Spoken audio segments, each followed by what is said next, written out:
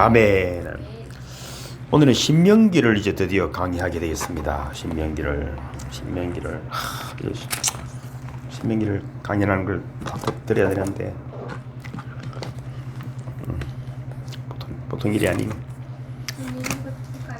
예, 한 장씩 나.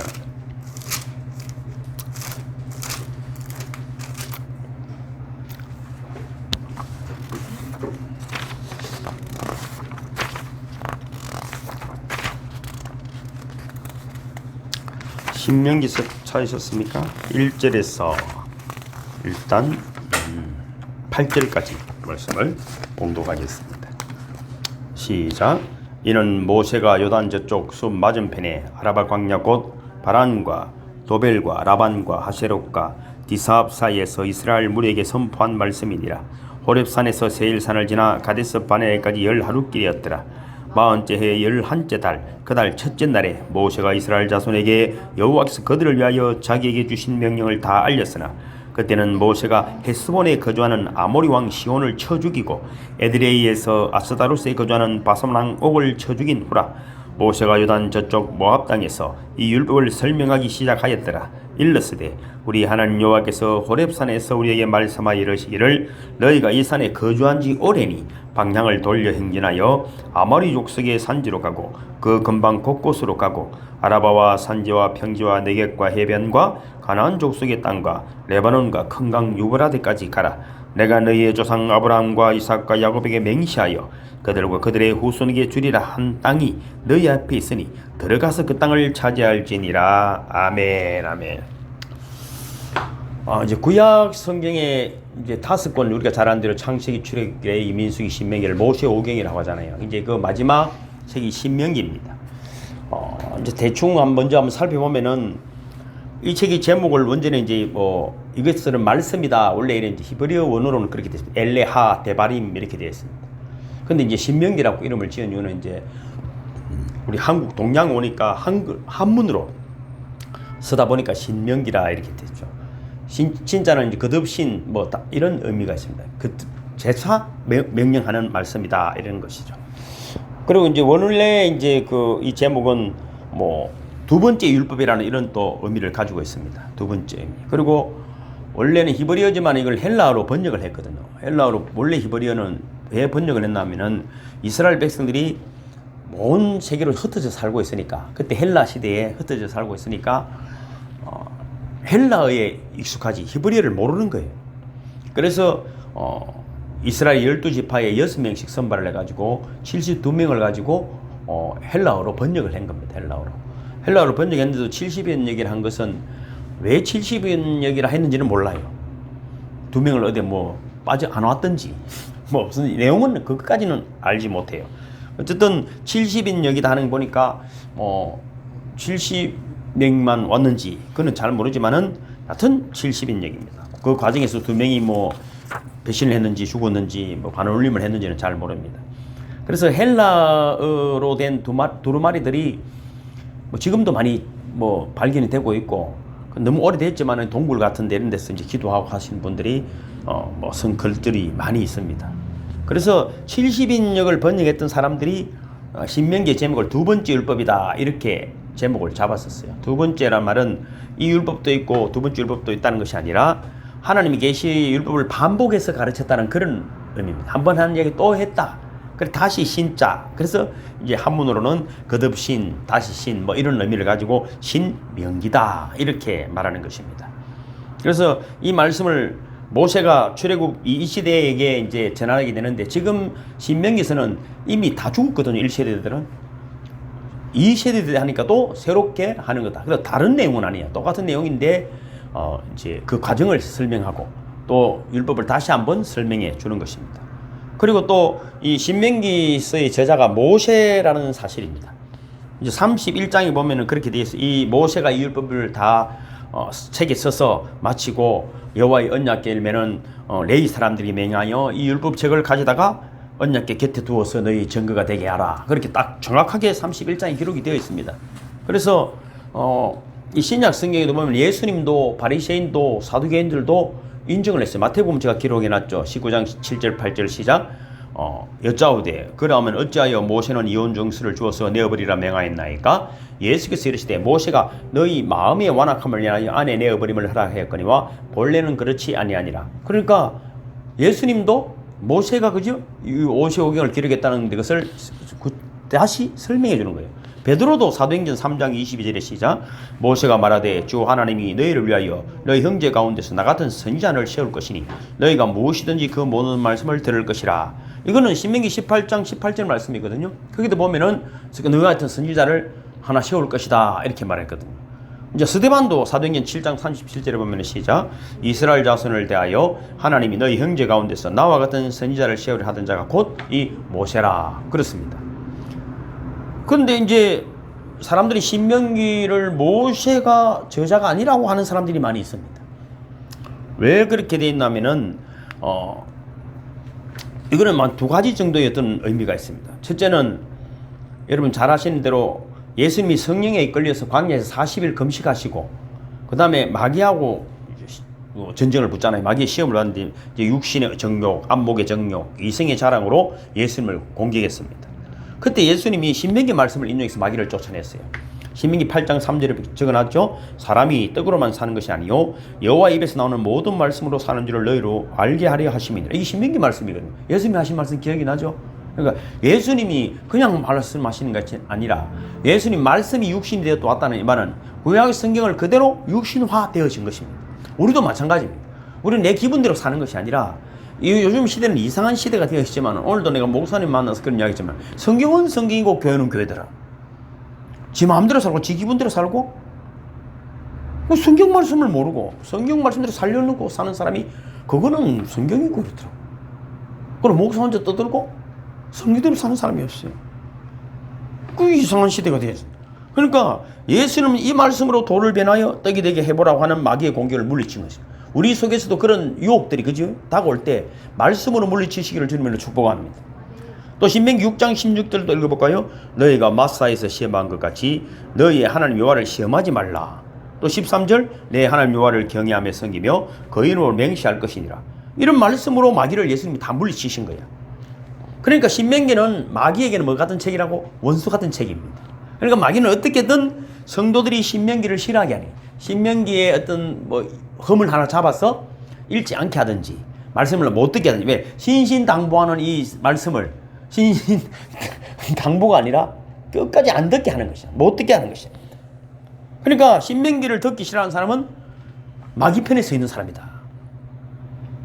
그래서 이런 사람들이 신명기의 제자가 모세라는 사실을 부인합니다. 예수님도 모세라고 했고 사도들도 인정했고 신명기 기록 속에서도 명백하게 기록이 되어 있음에도 불구하고 여러분 그들이 모세가 저자가 아니라고 부인하는 것은 아주가 근거 없는 것은 아니에요. 신명기 34장에 보면은 모세의 사망 기사가 실려 있거든요. 그러면은 모세가 죽었는데 어찌 이것을 기록했겠느냐 이 말이거든요. 근데 이거는 이제 부록이거든. 34장은 이제 모세가 죽고 난 다음에 여호수아가 부록으로 이제 마무리 설명을 해놓은 것이거든요. 그렇게 시비를 자꾸 걸려고 하는 것입니다. 그래서 이제 이 신명기서를 모세의 저작을 방해하고 부인하게 하는 것은 우리가 믿음 안에 있는 것을 방해하는 것과 똑같은 내용이거든요. 그래서 모세가 참 죽기 전에 그건 40일 동안에 이 말씀을 전할 때 얼마나 그게 힘들고 또 피를 토하는 마음으로 이 말씀을 전했겠느냐 하는 것입니다. 그러면은 이 책은 얼마의 기간 동안 기록이 되었는가? 그리고 1장 3절 제가 기록해 놨습니다. 시작. 제40년 11월 그날 초일 이래 모세가 이스라엘 자손에게 여호와께서 그들을 위하여 자기에게 주신 명령을 다 구하였으니. 그러니까 출애굽한 지 40년 11월 1일에 모세의 첫 번째 설교가 시작되었어요. 신명기서 첫 설교가. 그러니까 11월 1일에 설교 시작했고 이스라엘 백성들이 요단강을 건너 가나안 땅에 들어가기 직전까지 설교를 했어요. 여호수아 4장 19절 기록해놨죠. 정월 10일에 백성이 요단에서 올라와서 여리고 동편 지경 길갈에 진침해. 그러니까 다음에 1월 10일에 요단강을 건너 가나안 땅에 들어갔으니까 11월 1일부터 그 다음에 1월 10일까지니까 70일 정도의 시간 동안 이 설교를 했습니다. 근데 다 70일간 다 설교를 했을까? 그렇지 않습니다. 왜냐하면은 모세가 요단강 건너기 전 잘 아시는 비스가산 꼭대기에서 죽었잖아요. 그게 신명기 34장 8절이잖아요. 이스라엘 자손이 모압 평지에서 애곡하는 기한이 맞도록 모세를 위하여 30일을 애곡하니라고 기록되어 있습니다. 그러니까 70일 동안에 30일을 애곡했으니까 40일 동안 모세가 신명기서를 설교한 거예요. 세 편의 설교를 하거든요. 그러니까 40일간 모세가 출애굽 2세대들의 백성들을 위해서 설교하고 또 기록을 한 것입니다. 이 신명기서가 얼마나 대단한 책입니까? 그때 모세의 나이가 120살입니다. 고령이었지만 설교하고 계시를 받아서 기록하는 일에 전혀 부족함이 없었다. 나이가 120살이잖아요. 지금도 여러분 저도 박사 논문 못 쓰고 말았지만 어렵습니다. 박사 논문도 요즘 뭐 가짜가 있니 진짜가 있니 뭐 어떤 데로 잡고 우리 한국에 세계에서 박사가 제일 많잖아요. 그 논문 다 밝혀보면 말이죠. 한 99%는 전부 다 가짜일 거예요. 박사 논문이 그래요. 그 자기 학교에서 인정하면 되는데 우리가 시비를 걸어. 국민대 같으면 국민대 그 교수들이 박사 심사하는 사람들이 인정해주면 되는 것이 그럼 우리한테 국민한테 심사를 받는 건 아니잖아요. 그래서 박사라고 너무 존경할 것도 없고 자기들 세계 속에 있는 거예요. 신명기 34장 7절에 보면은 모세의 죽을 때 나이 120세나 그 눈이 흐리지 아니하였고 기력이 쇠하지 아니하였더라. 모세에게 하나님이 힘을 주셨어요. 왜? 신명기를 설교하고 기록할 수 있도록. 그래서 우리가 사명이 있는 자는 죽지 않는다 이런 말들을 하게 되는 것입니다. 모세의 무덤도 어디에 있는지 시체도 어디에 있는지 몰랐죠. 그래서 유다서에 보면은 모세의 시체를 두고 마귀와 천사가 다퉜다는 내용이 있기는 있습니다. 여러분들도 모세처럼 120세 이상 사시기를 주님을 축복합니다. 모세와 같이 하나님 부르실 때까지 건강하게 사시다가 천국에 가시기를 주님으로 축복합니다. 왜? 이거는 우리가 욕심이 아닌 것입니다. 하나님의 일을 하기 위해서 주님이 우리를 그렇게 강건케 해주심을 믿으시기를 주님으로 축복합니다. 그러면은 이 책의 내용은 무엇인가? 세 편의 설교입니다. 그래서 신명기의 내용은 명확하게 세 부분으로 나누는데 1장에서 4장은 첫 번째 설교입니다. 첫 번째 설교는 지난 40년 광야 생활을 회고하고 또 그것을 다시 돌이켜보는 내용입니다. 그러니까 무슨 이야기입니까? 불순종하고 패역하고 반항하고 의심하고 막 그렇게 대적했던 이스라엘 백성들의 이야기를 이제 1장에서 4장까지 이야기하면서도 그러면서도 가나안 땅을 너희에게 허락하신 하나님의 은혜를 기억하게 하는 설교 내용이 1장에서 4장까지입니다. 그리고 5장에서 26장까지 두 번째 설교는 시내산에서 받은 율법을 다시 가르칩니다. 그 율법은 우리가 잘 아는 대로 세 가지 내용이 있잖아요. 첫째는 도덕법인데 십계명입니다. 둘째는 제사와 관련된 우리가 레위기서 공부했잖아요. 제사와 관련된 의식법, 제사는 어떻게 드린다. 그 다음에 셋째는 이제 이스라엘이라는 신정 국가가 이제 생겼으니까 시민법이에요. 그죠? 우리 삶은 어떻게 살아야 된다. 그런 어떤 시민법. 그러니까 세 가지 법이면 도덕법, 십계명과 제사법, 의식법, 그리고 시민들이 우리가 뭐 교통 신호를 지킨다는 이런 시민법. 이런 세 가지 내용을 이제 5장에서 26장까지 다시 가르쳐 주고 교육하는 것입니다. 세 번째 설교는 27장에서 33장인데 하나님의 명령에 순종하면 축복, 불순종하면 저주라는 내용이 기록되어 있습니다. 이 내용을 다 가르치고 난 다음에 지키면 축복을 받고 지키지 않으면 저주를 받는다고 되어 있습니다. 그러면은 신명기서가 그렇지 않습니까? 지켜야 복을 받는, 지켜야 복을 받는. 우리 애도 키워보면 그렇지 말이죠. 애가 엄마는 근데 얼굴을 딱 당당하게 들고 있는 애는 뭔가 해낼 지 할 일 다 해놔내라. 뭔가 안 비고 말이죠. 얼굴이 뭐 비하면 지가 할 짓도 안 한 사람은 뭔가 시비거리가 생기는 거야. 자기 방어 기제가 생기거든요. 잘못된 걸 생각 안 하고 상대방 흠을 잡으려고 하는 거거든요. 그건 여러분 안 그런 사람도 있겠지만은 이런 게 이제 마찬가지. 그래서 신명기서에 하는 이야기를 너희들이 어떤 일이 있더라도 이가 하는 말씀을 지키면은 모든 민족이 뛰어난 민족이 될 것이고 들어가도 복을 받고 나가도 복을 받을 것이라고 분명히 말하고 있습니다. 이런 이제 역사관을 신명기적 사관이라 이렇게 말합니다. 구약 성경에는 크게 두 가지 사관이 있습니다. 사관이 어떻게 성경을 보느냐, 어떻게 하나님을 말씀을 알아보느냐, 세상을 살아가느냐가 이제 거의 사관이라 하잖아요. 그 이제 신명기적 사관과 역대기적 사관이 있습니다. 역대기는 뭐 역사잖아요. 역사를 통해서 우리가 세상을 보는 거죠. 지나온 역사를 보면 그렇게 했더니 이렇게 됐구나. 그럼 앞으로 이러면 안 되겠다 하는 게 있고. 그 다음에 신명기적 사관은 율법이 있잖아요. 말씀이 이랬는데 왜 이렇게 사지? 그럼 말씀과 경험을 가지고 세상을 바라보는 것이죠. 제 기분대로 사는 기분대로. 기분대로 살면 안 됩니다. 그래서 자, 가정에도 우리 경아님이 지금 뭐 고생도 많이 하지만 가정에 법을 지키려 만들라는 거잖아. 법을. 그래서 그 법은 남편은 남편대로, 아내는 아내대로, 자녀는 자녀들의 법, 가정에서 지켜야 할 법들이 흐트러져 있다. 그걸 조직을 다시 로봇 태권브이 조립되듯이 탁탁 뛰어야 되는데 이거 하나 조립하면 이 팔이 어디 갔노? 팔 자딱 같은 팔 하나 붙이면 다리가 또 어디 갔노? 이렇게 되면 이게 쉽지는 않아요. 그러나 그게 자꾸 세월이 가면은 자기 자리를 지키고 있는 거예요. 자기 자리를 지키고. 제가 어릴 때 제 뭐 자랑하려는 건 아니라 동생이 그런 이야기를 하더라고. 어릴 때 이야기를 너무 많이 해요. 난 모르는 이야기라. 뭐 이런 일이 있었고 이런 일. 그런 내보고 이러더라고. 목사님은 어릴 때 공부만 한다고 이런 거 잘 모르죠? 이러더라고. 그러니까 자기가 봐도 내가 공부만 하고 있는 걸 아는 거예요. 제일 쉽어 공부하는 게. 공부하고 있으면 아무도 안 물어 해. 아무 일도 안 시켜. 무슨 일이 있는지도 그래서 제가 책을 들고 있는 거야 또. 장욱이 공부하는데 다 조용히 해라. 그래 아버지가 얼마나 좋아. 뭐 청소하는 것도 내가 안 시켜. 이것들이 장욱이 공부하는데 뭐 했나? 그래 제가 읽었다. 책 읽으면. 그러다 보니까 책이 재미있어. 책을 많이 읽었어요 저는. 그거 너무 좋아. 그러니까 꼭 먹고 알 먹고 공부하고 아무것도 안 하고. 그러니까 얼마나 좋은 거예요. 그런 습관이 돼버린 습관이. 제가 뭐 전도사님 말하자면 앉아 있는 거 잘하잖아요. 저는 24시간 저 책상에 의자에 앉아서 있습니다. 저기서 자고 저기서 엉덩이로 공부하는 거거든요. 엉덩이로. 그러니까 여러분 신명기 27장 33장은 이제 신명기적 사관으로 율법 말씀 순종하면 축복, 불순종하면 저주가 임할 것이라는 사실을 말씀하고 있으니까 우리가 신명기서를 읽으면서 내 몸에 체득돼야 돼요. 그래서 그들은 문지방에도 써놓고 그저 이마에도 가지고 다니고 손목에도 써서 다니는 거예요. 써서 다니는 것입니다. 그리고 마지막 34장은 모세의 사망 기사를 다루고 있습니다. 그런데 이제 모세가 세 편의 설교를 했는데 그중 가장 중요한 영어 철자가 뭐라고 되어 있다? L이라는 단어로 시작이 되는데 말이죠. 영어 철자가 첫째는 뭡니까? 랜드, 땅입니다. 신명기서에 158번이 언급되어 있습니다. 랜드, 땅. 우리가 프라미스 랜드 이런 말 하잖아요. 약속의 땅. 그죠? 약속의 땅. 그 다음에 로우, 법. 24번 언급되어 있습니다. 그 다음에 마지막 단어는 로드입니다. 여호와라는 말, 신이라는 말인지, 그죠? 주라는 말인데 436번이 언급되어 있습니다. 누군가 이제 찾아본 거죠. L이라는 단어. 그러니까 우리가 중요한 단어예요. 랜드. 우리 약속의 땅이 있습니다. 그 땅을 향해 나아가기를 주님은 축복합니다. 그 다음에 뭡니까? 로우, 법이 있습니다. 법을 지켜야 됩니다. 그래서 전에도 말씀드린 천국이, 그죠?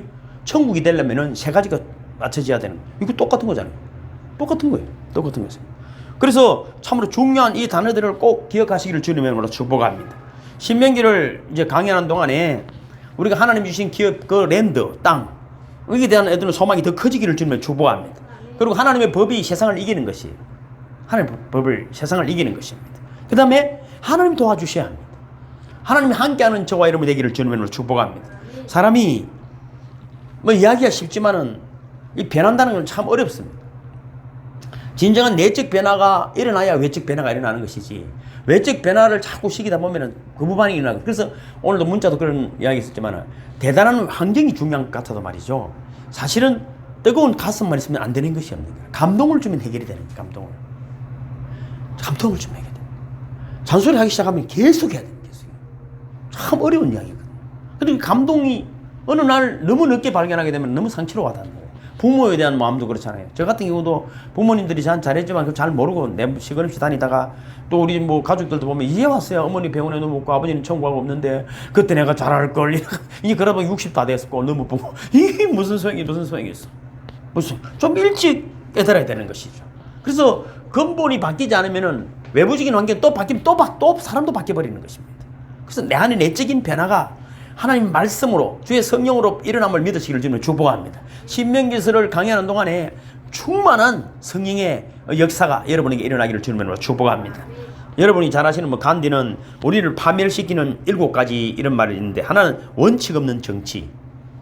정치도 보면 그제 법이 없잖아요. 이거 뭐 부동산 법을 뭐 24번이나 바꾸는 이게 웃기는 코미디지 코미디. 두 번째는 뭡니까? 근로 없는 축제. 일 안 하고 놀기만 한다는 말이죠. 양심이 없는 쾌락. 네 번째는 인격이 없는 지식, 도의 없는 기업, 인간성 없는 과학, 희생 없는 신앙. 여러분 예배는 와서 노래 부르는 것이 아닙니다. 예배는 서비스. 50은 뭐 뜻입니까? 성기는. 그래 하나님 앞에 진짜 하나님 기뻐하시는 예배가 뭡니까? 너희 삶을 그렇게 한 산제사로 드리라는 게 뭡니까? 성도들이 교제와 우리가 주일날도 그렇잖아요. 밥 한 그릇을 하기 위해서 서로 음식을 만들어 오고 또 교회 성전을 청소하고 예배를 잘 드릴 수 있도록 저도 최선을 다하잖아요. 최선을 다. 이게 이 서비스가 되어져서 세상에 여러분 섬김을 받으시고 또 섬기는 분들이 되기를 주님의 이름으로 축복합니다. 그래서 우리 마음과 생각의 변화가 일어난 방법은 물론 좋은 교육도 필요하지만은 하나님 앞에 예배가 왜 중요하냐면은 예배 드리는 동안에 하나님이 우리는 부족하지만은 하나님의 성령께서 우리를 만지심으로 우리의 삶의 변화들이 일어나게 되는 줄로 믿습니다. 그래서 이런 것들이 예배를 자꾸 드리다 보면은 습관이 바뀌거든요. 생각은 했지만은 또 딴 환경 가면 잊어버리잖아요. 이 습관은 계속적인 예배가 왜 필요하냐면은 저 같은 경우는 워낙 허랑방탕하게 살았기 때문에 교회 하루 종일 있어야 되는 이유가 있습니다. 하루 종일 있어도 이렇게 변화가 안 되는데 가면 콩나듯이 변화되기는 그 사람들 믿음이 진짜 좋은 거야. 나는 그 사람들은 진짜 대단하다. 진짜 바뀌는지 안 바뀌는지 모르지만은 대단하다. 뭐 기분 좋을 때와 사면 울고 간다고 되는 게 그렇지 않습니다, 여러분. 하루 종일 저는 교회 진짜 뭐 제 자랑하려는 것이 아니라 제가 많아서 그래. 저는 제 자랑이 아니고 제가 많아서 그랬어요. 여러분 습관이 무엇인가를 제자들이 스승에게 물었어요. 그래서 스승이 제자들을 데리고 동산에 올라가서 두 종류의 풀과 두 종류의 나무를 보여주었어요. 첫째는 막 돋아난 어린 풀, 둘째는 조금 자라서 난 뿌리를 내린 풀, 셋째는 키 작은 어린 나무, 넷째는 다 자라 키가 큰 나무. 그래서 첫째와 둘째 풀을 뽑아보아라. 스승의 말에 제자들은 풀을 뽑았습니다. 쉽게 뽑히는데요. 세 번째 작은 나무를 뽑아라. 제자들이 힘을 다했지만 뽑히지 않았어요. 안 뽑히는데요. 제자들의 말에 스승이 말했습니다. 그것이 습관의 모습이다. 습관이란 처음에는 마음에 따라 조절할 수 있다. 그러나 뿌리를 깊이 내리고 크게 자라면 마음대로 되지 않는다. 나쁜 습관은 아예 처음부터 뿌리 뽑고 좋은 습관은 큰 나무로 자랄 수 있도록 키워라. 좋은 습관을 들여야 돼. 말도 분명도 그들은 참 방정하다. 기가 막히네. 감동을 주네. 이래야 되는데 만나거나 머리 거지르면 안 되거든. 또 만나고 싶어야 되거든. 또 만나고 싶어. 그래서 여러분 우리의 실제적인 적은 물론 구약성경 이스라엘 민족에게 많은 여러분 외침이 있었지만은 진짜 적은 그들이 자기 내면에 있는 거죠. 의심과 불안과 염려, 걱정 이런 것들이 아무리 좋은 것을 줘도 만족이 일어나지 않습니까? 솔직히 보면 또 그러고 뭐 어떤 적이 있습니까? 여러분 애굽에서 노예 생활을 400년 하다가 나왔습니다. 얼마나 힘들었을까요? 근데 사실 광야 생활 나와보면 물론 땡비치고 해서 뭐 처먹도 취하고 여러 가지 힘들지만 뭐 일을 합니까? 만다와 메추라기를 내려주시고 뭐 생수를 터져주시고 불기둥 그렇게들 그래서 살다 보니까 어떻게 됐죠? 이제 안 좋아하는 거야. 뭐 아무 생각이 없는 게 생각이 없는 거야.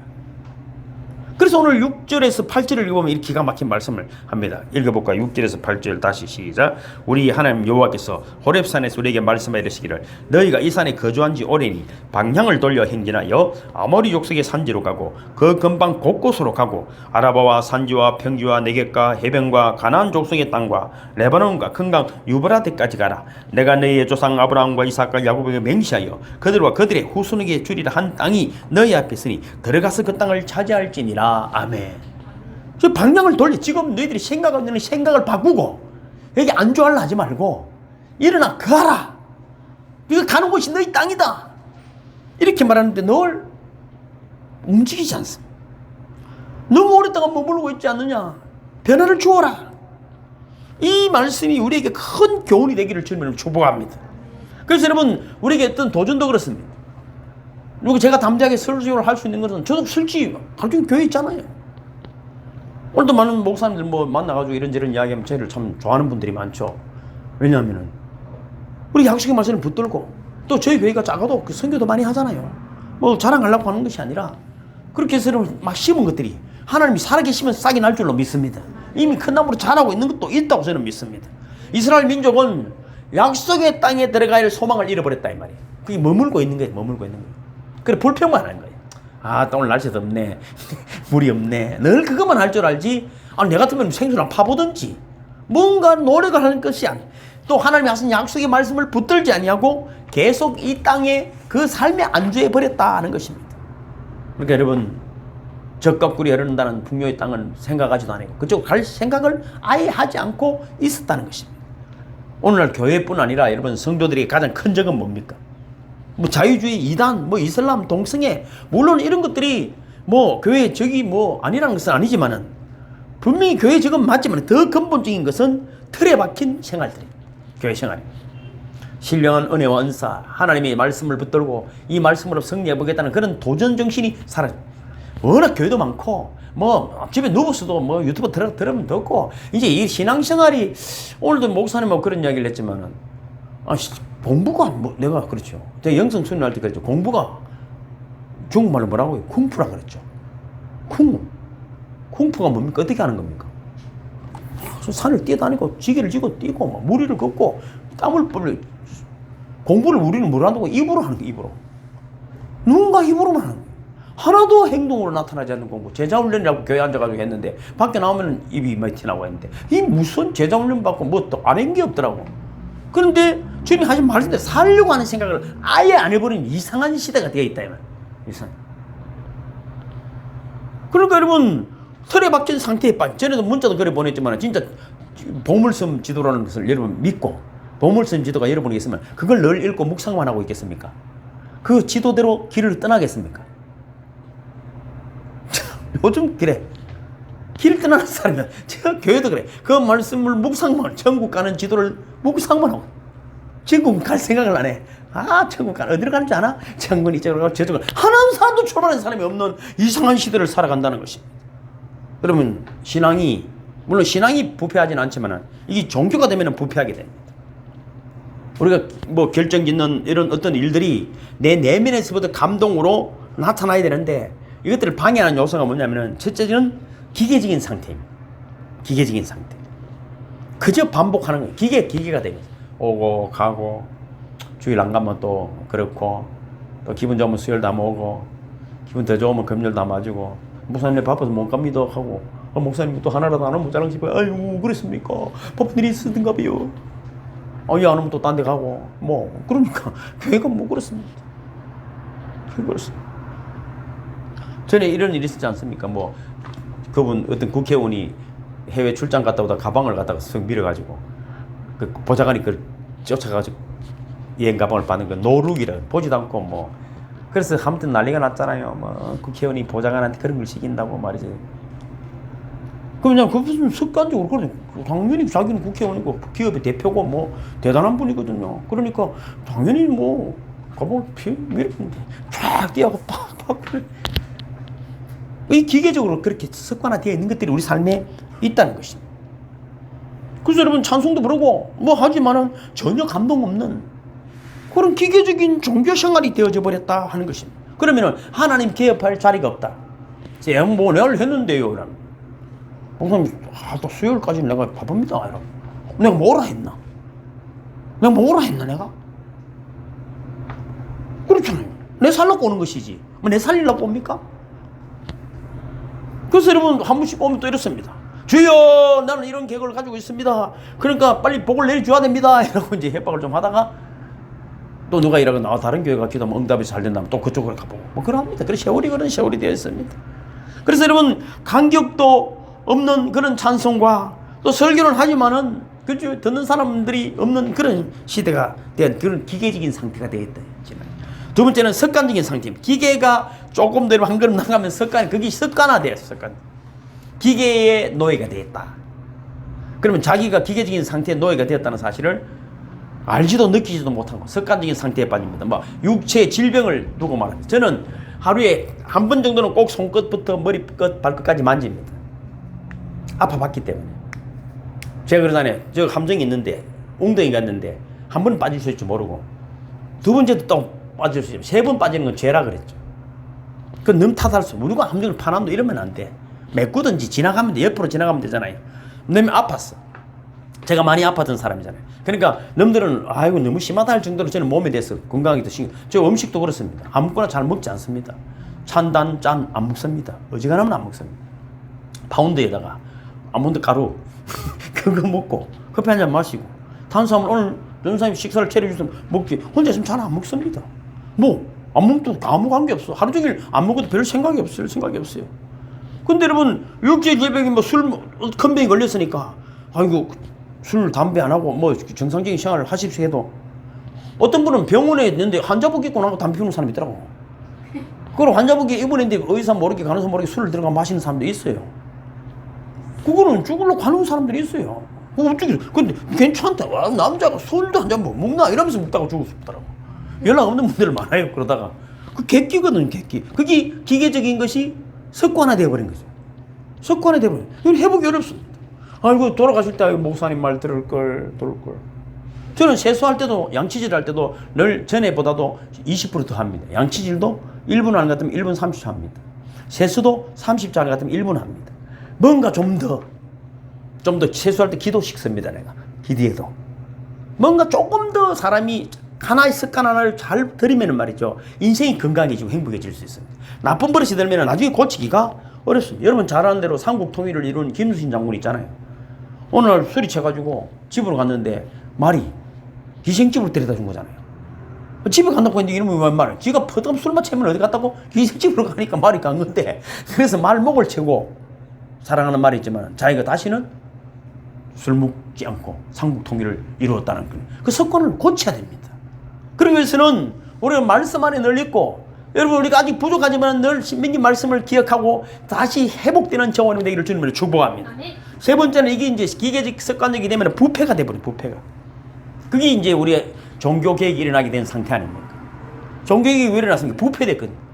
기독교가 부패된 게, 로마 가톨릭이 부패된 것 아닙니까? 세상에 무슨 교황이라는 게 기독교 안에 있을 수 있어요? 교황이라는 게 왕도 아니고, 왕도 기독교 안에 있을 수만 없네요. 하나님이 왕인데 사람 왕을 세워달라 해서 세운 게 사울이잖아요. 하나님이 기가 막힌 거잖아요. 그러게 이게 뭡니까? 가톨릭은 교황이라는 게 왕 위에 더 있는 교황이 생긴 거잖아요. 여러분 성전이랍시고 그걸 세운답시고 뭐 면제부를 팔고 별짓들을 다 해요. 그러니까 여러분 이 법을 지키지 아니하고 완전히 부패되어 버린 것입니다. 그러면 하나님의 역사가 일어날 수 없고 온 땅에 하나님의 영광을 도리어 가리는, 그래서 우리 삶에 어려움들이 생기게 되는 것입니다. 그래서 예배도 마찬가지입니다. 우리가 진지하게 딱 순서가 그렇지 않습니다. 우리가 주일날도 또 자주 말씀드리지만 베드로의 5 고백을 늘 제가 이야기하잖아요. 첫째 무슨 고백이라고요? 나는 죄인입니다. 기도 순서가 그래야 돼. 기도할 때 나는 죄인입니다. 그러고 나서 바로 오는 게 뭡니까? 영생의 말씀이 여기서 내가 어디로 가오리까? 이 말씀이 나를 살릴 수 있다는 것을 믿어야 됩니다. 할렐루야? 그래서 온 거예요. 그래서 세 번째는 무슨 고백입니까? 주는 그리스도시요 살아계신 하나님의 아들입니다. 그 말이 뭡니까? 예수님이 나의 주가 되고 하나님이고 나의 구세주가 된다는 그런 말이잖아요. 그럼 주님 말씀대로 나는 살겠다, 이런 고백이거든요. 그래도 그렇게 거기에다가 교회를 세우고 엄부의견서 이기지 못하고 천국 열쇠를 준다고 말하지 않습니까? 무조건 기도한다고 되는 것이 아니고 예수님이 내 주가 되고 왕이 되고 예수님이 나의 구원자고 예수님이 하나님이라는 고백이 되어져야 이런 은혜가 있는 것이지. 그 다음 뭡니까? 그래도 주님은 우리가 물으시는 거잖아요. 네가 나를 사랑하느냐 물으시는. 아무리 여러분 많이 알아도 사랑하지 않으면 안 됩니다. 사랑. 이 시대가 이 물질 만능주의가 돼갖고 말이죠. 돈이면 다 되는 것 같은 이상한 시대가 살아가지만 그것밖에 슬픈 게 없거든요. 사실 그게 제일 슬픈 거예요. 그러나 가장 큰 능력은 사랑임을 믿으시길 바랍니다. 사랑입니다. 사랑. 그러니까 사랑한다는 고백을 듣고 나서야 사명을 주고 보내는 거잖아요. 그러니까 베드로가 오직 뭐로 살아간다고요? 예수 이름으로 살아가게 된 줄로 믿습니다. 우리는 예수 그리스도 이름으로 살아가는 겁니다. 그 이름으로 살고 그 이름을 선포하고 그 이름의 영광과 능력으로 살아가는 저와 여러분이 되기를 주님의 이름으로 축복합니다. 그래서 여러분 우리가 기계적인 단계, 습관적인 단계가 그쳐지면 부패하게 되기 때문에 우리는 먼저 여러분 말씀 안에서 새로움을 경험하게 하는 그런 간절한 우리 속에서 회복되기를 바랍니다. 그래서 교회를 새롭게 하고 뭐 우리가 이런저런 이야기하지만 저는 교회를 새롭게 하는 것보다 더 중요한 것은 내가 새로워져야 된다. 아까도 교관님 그런 좋은 이야기를 하시되 내가 바뀌면 됩니다. 문제 됐어. 그럼 고백이 일어나면 되는 거예요. 저도 그렇습니다. 내만 바뀌면 된다. 오늘도 목사님하고 이야기 중에 그래서 그분도 이제 저하고 대하면 목사님 그렇습니다. 사모님하고 같이 왔는데 그러더라고. 내가 덜 바뀌어서 안 그렇습니까? 내가 보는 데서 그랬거든. 뭐 때리 똑같? 네가 안 바뀌어서 그렇지 내가. 맞습니다. 내가 바뀌면 됩니다. 저도 내가 바뀌면 됩니다. 교회가 여러분 그렇잖아요. 뭐 성도들 탓할 거 없어요. 목사가 바뀌어야 돼. 목사가 덜 바뀌었으니까 성도들이 안 오는 것이지. 목사 바뀐 거 구경하러 오는 것도 아니겠습니까? 그래서 여러분 바뀌어야 될 것들이 뭡니까? 세 가지입니다. 이 죄라고 말하는데 첫째는 자기의입니다. 야, 우리 주님께서 이제 십자가를 지시기 전에 성만찬을 베푸시고 너희 중에 한 사람이 나를 팔리라 하셨잖아요. 근데 우리 기가 막힌 이야기가 있었어요. 마태복음 26장 제가 기록해놨지. 22절 시작. 내가 진실로 너희에게 이르노니 너희 중에 한 사람이 나를 팔리라 하시니 그들이 몹시 근심하여 각각 여짜오되 주여 나는 아니지요 이랬어요. 주여 나는 아니지요 그랬어요. 이걸 긍정적으로 저는 왜 보느냐면은 주여 누굽니까 이렇게 묻지 않았어요. 나를 봤다는 거예요. 제사들이 나는 아니지요. 누굽니까? 이렇게 하지 않았대.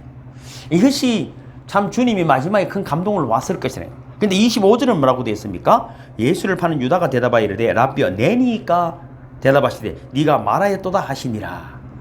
이게 말이지 자기 다른 유다의 숨어있는 자기여입니다. 냅니까?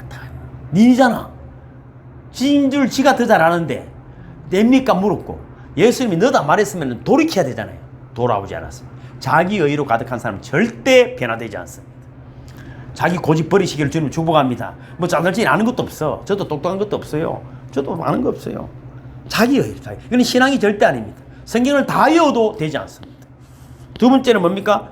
무슨 죄가 있냐면 판단입니다. 마태복음 7장 제가 기록해놨죠. 시작. 비판을 받지 아니하려거든 비판하지 말라. 너희가 비판하는 그 비판으로 너희가 비판을 받을 것이요 너희가 헤아리는 그 헤아림으로 너희가 헤아림을 받을 것이니라. 어찌하여 형제의 눈 속에 있는 티는 보고 내 눈 속에 있는 들보는 깨닫지 못하느냐. 자기 의를 믿는 사람이 범하는 잘못이 바로 판단입니다. 예수님도 판단합니다. 아, 또 예수님 내 말을 안 듣네. 아, 목사님 참 말 안 듣네. 저 전도사 말 안 듣네. 저 집사 내 말 참 안 듣네. 저 사람 이러면 될 건데. 이 판단합니다. 여러분 판단은 자기 자신을 판단하기를 주님을 축복합니다. 그러면 됩니다. 이것이 여러분 자신도 파괴하고 공동체를 파괴합니다. 세 번째는 따라합니다. 자만입니다. 자기 의는 판단하게 되고 그는 자만으로 발전합니다. 자만은 아주 큰 죄입니다. 이 기계적인 상태, 습관적인 상태, 이 부패적인 상태를 모두 포함된 것입니다. 자기는 잘 다스리지 못하면서 여러분 너를 다스리려고 하는 거잖아요. 쉽게 말해서 자기 집과 가정도 잘 못 다스리면서 다섯 고을을 다스리려고 하는 것과 똑같습니다. 전에 지금은 천국 가고 안 계시지만은 우리 친구 그런 이야기예요. 목사가 집 배도 하나 못 열면서 너무 영혼을 다스리려 하더라고. 그 소리가 저한테 큰 감동을 왔어요. 나쁜 소리 아니잖아요. 그때 내가 배가 많이 나와 있었거든요. 내보고 한 소리는 아니겠지만 집 배도 못 넣으면서 그렇잖아요. 어떤 이 말 있잖아요. 어떤 시골에 목사님이 부흥회를 갔다가 길을 못 찾아가지고 그 할머니가 길에 있길래 또 교회 어디입니까? 그러니까 교회 어디로 가는데 어디입니다. 가르치니까 목사님이 전도할 기라고 오늘 부흥회에 있으니까 천국 가려면은 교회 나오시라니까 그 할머니가 뭐라 했다고? 교회도 모르는 게 천국을 어찌 가르쳐줄 끼고 이러네. 교회도 어디인지 모르면서 천국을 네가 어찌 가르쳐준다고 말하는. 그럼 목사님이 가만히 생각해보니까 참 그것도 큰 교훈이잖아요. 우리가 자신을 잘 돌아보지 못하면서 지도 모르는 이야기를 막 많이 해가지고 아는 척은 하는데 물어보면 아는 것도 없어. 그래서 부패의 증거는 뭡니까? 자기의 판단, 자만에 빠져 있으면 부패에 따른 증거를 가지고 있는 것입니다. 그래서 다시 6절 7절을 읽어보면 이렇게 되어 있잖아요. 6절 7절 시작. 우리 하나님 여호와께서 호렙산에서 우리에게 말씀하여 이르시기를 너희가 이 산에 거주한 지 오래니 방향을 돌려 행진하여 아모리 족속의 산지로 가고 그 근방 곳곳으로 가고 아라바와 산지와 평지와 내격과 해변과 가나안 족속의 땅과 레바논과 금강 유브라데까지 가라. 그러니까 방향을 돌려. 기계적인 상태, 습관적인 상태, 부패한 상태에 머물러 있어서는 안 됩니다. 방향을 돌려 산지로 나가야 합니다. 그 산지는 누굽니까? 아브라함, 이삭, 야곱 그 후손들에게 준 땅으로 가라는. 벌써 아브라함 때부터 약속한 곳이잖아. 네가 지금 여기 머물러 있어도 되겠나? 너희들이 그 교회가 뭘 해야 되는지를 알고 있는데 지금 다른 짓을 할 시간이 없다. 빨리 제자를 세우고 학교를 세우고 영혼을 살리는 데 목숨을 걸어야 되는데 그저 먹는 것, 입는 것, 물론 그 굉장히 중요한 일입니다. 그러나 먼저 그의 나라와 그의 일을 구하게 되면 이 너희들이 구하는 것을 다 허락해 줄 것이라고 말씀하고 있는데도 우리는 그런 곳에 빠져있는 거예요. 그럼 기독교인이 되지 말든지. 예수님께서 이렇게 기도하셨어요. 요한복음 17장 20절에 내가 비옵는 것은 이 사람들만 위함이 아니요 또 그들의 말로 말미암아 나를 믿는 사람들도 위함이다. 그건 무슨 뭐랍니까? 주님은 우리 계속해서 앞으로 진행해 나가라고 요구하십니다. 머물러 있지 마라. 부패 상태에서. 여러분 인조 다리와 진짜 다리의 차이가 뭡니까? 인조 다리는 극진대는 똑같이 전에 보니까 한쪽 다리 없는 사람 다리를 해가지고 달리기도 하고 하더라고. 그건 칼로 찔러도 아픈 줄을 모르는 거잖아요. 좀 부족해도 내 다리는 아파. 조금만 해도 아픈 것입니다. 그러니까 여러분 뭡니까? 부패하면은 아픈 줄을 모르는 거예요. 잘못된 줄을 모릅니다. 고칠 생각을 하지 않습니다. 왜? 습관화 되어버리고 기계화 되어버리고 부패에 썩어버리면 이때는 고칠 방법이 없는 것입니다. 여러분 살아있는 나무는 도끼질을 하든 어쨌든 그 나무 향기가 나고 접이 나옵니다. 썩어버린 나무는 말이죠. 그 밀면 그 가면 푹 쓰러져 버립니다. 아무런 영향력을 줄 수가 없습니다. 아무런 영향력을 줄 수가 없습니다. 사랑하는 성도 여러분, 이제 신명기서가 시작될 텐데 우리가 신명기서가 시작과 함께 하나님이 약속한 프라미스 랜드, 약속의 땅을 향해 함께 달려가기를 주의 이름으로 축복합니다. 이제 기계적인 것, 뭐 습관적인 구패된 이런 것들 다 두고 약속의 땅으로 달려가서 하나님이 준 축복을 받아 누리는 승리하는 저만이 되시기를 주님의 이름으로